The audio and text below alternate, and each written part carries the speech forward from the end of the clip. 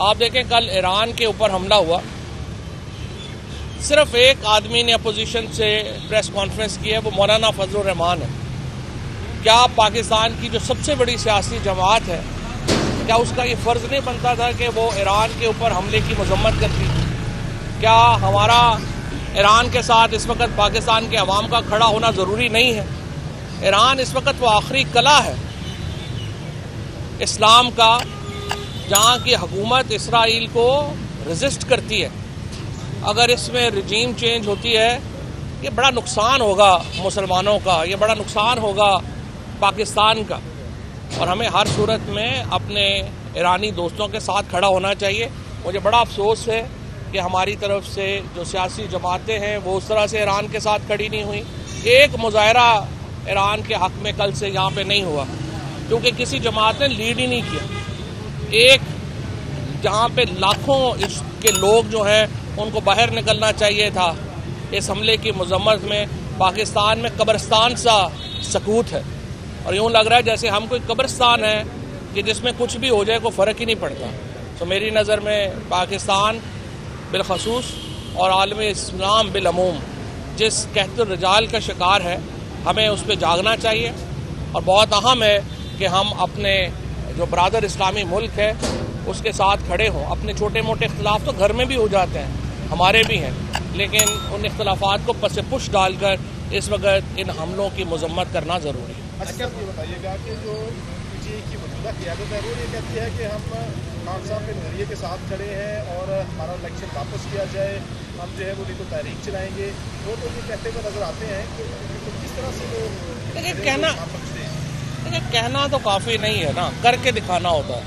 मैं समझता हूँ कि जो 9 मई के बाद जो लीडरशिप के साथ जो हुआ, अगर मौजूदा लीडरशिप के साथ एक दिन भी वो सलूक हो, ये सारे अपने जूते छोड़ के भाग जाएंगे।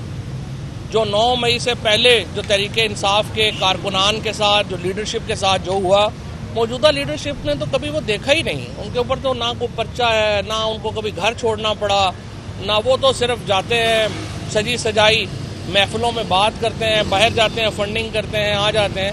अब बड़ा नुकसान पहुंच रहा है तहरीक इंसाफ को। और मैं इमरान खान साहब को मैंने पहले भी कहा है, मैं अब भी कह रहा हूँ, ये लोग नहीं चला पा रहे। मैं सिर्फ ये मेरी कोई ज़ाती मसला नहीं है, मेरी नज़र में इनको कोई वक्त दे दें, 3 महीने दे दें, 6 महीने दे दें, लेकिन देखें कोई कैपेसिटी तो होनी चाहिए ना डिलीवर करने के लिए। इनमें कोई कैपेसिटी नहीं है डिलीवर करने की, ना आप अलाइंस बना सके, ना आपकी कोई हिकमत अमली है, ना आप इमरान खान की।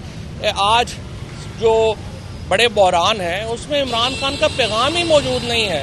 तो देखें कितना बड़ा अलमिया है पाकिस्तान। अच्छा फवाद साहब, ये बताएं, मौजूदा जो लीडरशिप है, बैरिस्टर जोहर हो या दीगर लीडरशिप है, ऐसे नहीं लगता कि अंदर से पैगाम कुछ होता है, कुछ आता है और उसको बदल देते हैं? मसलन एहतजाज की कॉल आती है, उसको बदल दिया जाता है। ये खुद नहीं चाहते कि बानी पीटीआई रहा हो। देखें, खाली एहतजाज की कॉल तो काफ़ी नहीं है ना। एहतजाज से पहले जो 10 मराइल हैं वो किसने बनाने हैं? अलाइंस आपसे नहीं बन पा रहा, तहरीक आपसे नहीं बन पा रही, और फिर जो है वो एक मुझे समझ नहीं आ रही कि ये हमारे दोस्त हैं, लेकिन देखिए ना, वो तो एंजॉय कर रहे हैं, उनको ऑफिस भी मिले हुए हैं, वो अपने प्रेस कॉन्फ्रेंसें करते हैं, बाहर जाते हैं, खाने खाते हैं, वापस आ जाते हैं। दैट्स ये उनकी टोटल पॉलिटिक्स है। इमरान खान को बाहर लाना तो मुझे लग रहा है तहरीक इंसाफ की प्रायोरिटी में ही नहीं रहा, ना ही उनके किसी जो है वो बात में झलकता है। वहाँ तो जिबो गरीब फलाने को निकाल दो, फलाने को लगा दो, ILF की पॉलिटिक्स भी माशाल्लाह ख़त्म नहीं हो रही। बस काफ़ी इस तरह के मसाइल हैं, लेकिन हम दुआगो हैं इमरान खान के लिए।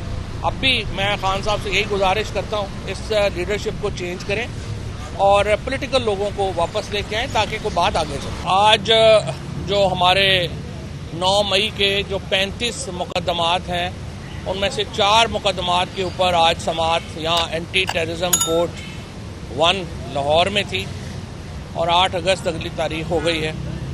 बुनियादी तौर के ऊपर इन मुकदमों में जो हम लोग हैं वो सफ़र कर रहे हैं। PTI की जो सारी लीडरशिप है वो तो कोई कनाडा बैठी हुई है, कोई लंदन बैठी हुई है, विजिट्स वगैरह उनके जारी हैं, और यहाँ पे हम और जो कारकुनान हैं उनको सिर्फ हाज़िरी लगाने के लिए अदालतों में दरबदर होना पड़ता है। बहुत ही मैं समझता हूँ गैर संजीदा किस्म की सियासत का मुजाहरा तहरीक इंसाफ की लीडरशिप की तरफ से हो रहा है, जो बड़ा अनफॉर्चुनेट है। आज जो आपने खैबर पख्तूनख्वा असम्बली में देखा मैंने उसी बात पे उसी वक्त ये कहा था कि खान साहब को लीगल पोजीशन बताने की ज़रूरत है कि अगर आप बजट पास नहीं करेंगे हुकूमत गिर जाएगी, और बजट पास करना जो है वो ज़रूरी है। और अब इन्होंने वो कर दिया। भाई अगर आपने करना ही था, खान साहब से आपने उस वक्त जो है वो बात नहीं की, अब उन्होंने बात कर दी, एक पब्लिक पोजीशन आपने ले ली, तो फिर आपको चाहिए था 15 दिन के लिए बजट पास करें, 20 दिन के लिए करें, 1 महीने के लिए करें, आर्जी बजट पास करें जो दुनिया में होता है। आप बजट भी पास करने जा रहे हैं, आपने इमरान खान की किसी बात की जो है वो परवाह भी नहीं है, और इमरान खान जेल में है और आधी लीडरशिप जो है वो लंदन, अमेरिका, कनाडा से ही वापस नहीं आती, रोज़ कहीं ना कहीं पहुंचे होते हैं। अब भी पता चल रहा है लीडरान जो हैं वो बाहर बैठे हुए हैं। It's very unfortunate. लेकिन मैं समझता हूँ कि इमरान खान साहब को भी हमने मिन्नतें तरले कर लिए हैं कि देखिए स्टांस है और एक स्ट्रैटेजी है, स्ट्रैटेजी जो है वो नज़र नहीं आ रही और उसका बड़ा नुकसान पहुंच रहा है तहरीक इंसाफ को।